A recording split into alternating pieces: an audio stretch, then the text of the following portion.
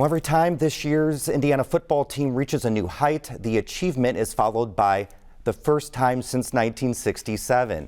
Pat Bean looks back at the 1967 Hoosiers, still the only IU team to play in the Rose Bowl. The year was 1967. The U.S. had nearly 500,000 troops in Vietnam. The Graduate topped the theater box office. The Beatles released Sgt. Pepper's. The Monkees were Daydream Believing, and the Summer of Love was in full bloom in San Francisco. In Bloomington, the Indiana football team was coming off a one-win season and gearing up for John Ponce's third year as the head coach. And there were no expectations that the season would turn out so rosy. Oh, golly, I'm not sure that anybody foresaw what we were able to do in 1967. I certainly didn't.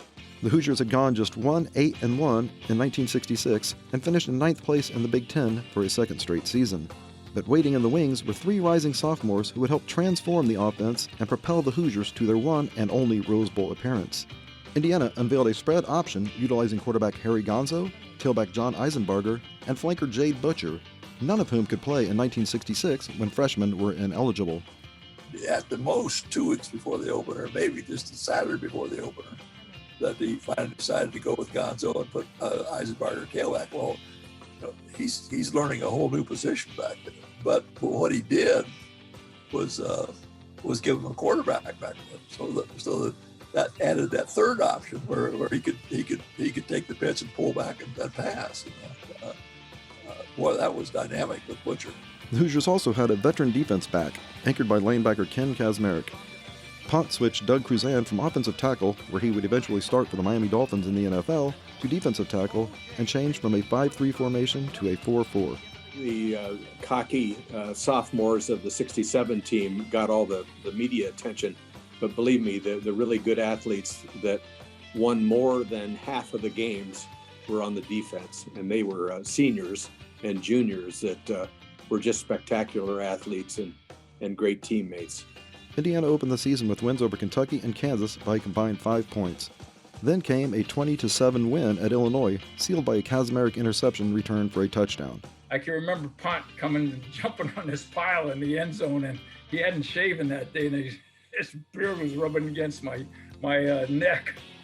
But on the way back from that game, we got into Bloomington. We stopped and had dinner, and came into Bloomington, and people were starting to get enthused. 5 weeks later, the Hoosiers were still undefeated and number 5 in the nation. Everything seemed so improbable, and the correlation with this year was the national disbelief that Indiana really is a legitimate team. But a loss at Minnesota ended the perfect season. Indiana responded with the 1914 win over number 3 Purdue to claim a share of the Big Ten title. 7 of the Hoosiers' 9 wins were by a touchdown or less, and 8 of the games were decided in the final 4 minutes, earning them the nickname the Cardiac Kids. 3 points, 2 points, geez, Michigan State, 14-13. So it was one of those that you just held your breath and everybody played, and end result was good. Good enough to earn them a trip to Pasadena, California, where they would face number 1 Southern Cal. In the days leading up to the game, the Hoosiers were more tourists than football players. They went to a theme park, took part in photo ops, banquets, and even had an eating contest with the Trojans at Lowry Steakhouse. It was like going to Disneyland. I mean, we actually went to Disneyland and interacted with USC, but it was like you're going out there for a party, and it's very difficult to get ready for a team, especially about a month after the end of the season. And they were facing a talented Trojan team that had 5 players selected in the first round of the 1968 NFL Draft, and that didn't include star running back O.J. Simpson, who was only a junior. So they were loaded. That was a great football team, but we held him pretty good, surprisingly, we really did.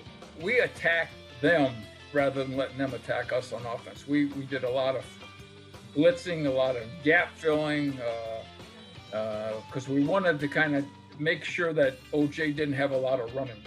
Simpson still finished with 128 yards on 28 carries and scored both of USC's touchdowns. His first put the Trojans up 7-0 in the first quarter. Indiana got a 27-yard field goal in the second, but the Hoosiers never found the end zone. And then it was over. Southern Cal won 14-3. Indiana has never made it back to the Rose Bowl, but as a member of the IU Board of Trustees, Gonzo has had a bird's eye view of what the current Hoosiers have accomplished under head coach Tom Allen. I think it's just been remarkable to be able to watch how this team has gelled. And I genuinely hope that they can capture this moment and keep it and expand upon it, because that would really be fantastic for IU.